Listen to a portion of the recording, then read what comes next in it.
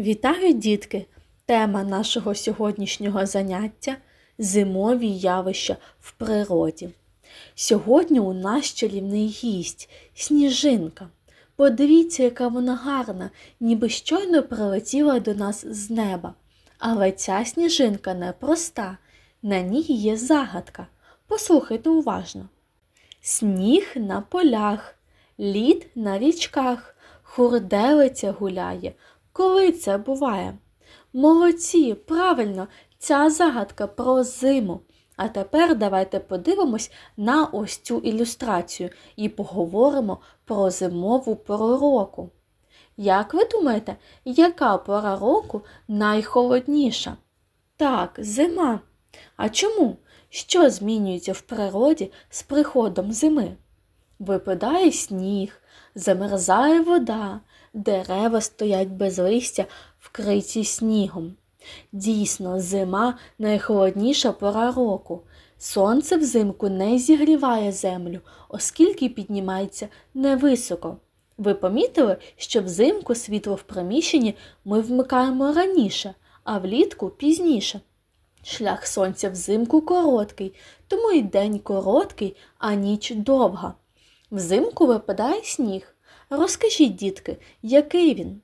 Білий, пухнастий, холодний, а ще сніг легкий і м'який, а коли його притиснути, він стає щільним і твердим.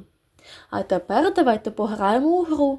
Я називатиму слово, а ви скажете протилежне за значенням. Сонце гаряче, а сніг холодний. Лід твердий, а сніг м'який. Земля чорна, а сніг білий. День короткий, а ніч довга. Молодці, дітки! Взимку часто бувають морози. А що таке мороз? Мороз – це коли на вулиці дуже холодно.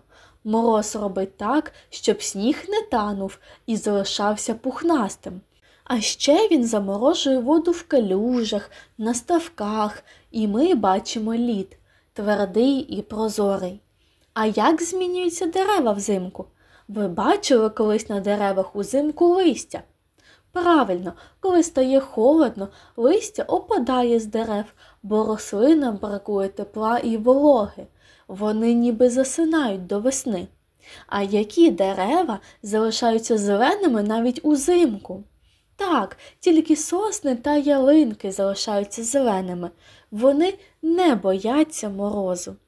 Сьогодні ми дізналися, чому зима – найхолодніша пора року і які зміни відбуваються в природі.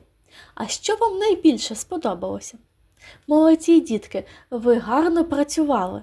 Пам'ятайте, що кожна пора року має свою красу, і зима – справжня чарівниця, яка дарує нам сніг, лід та казковий настрій.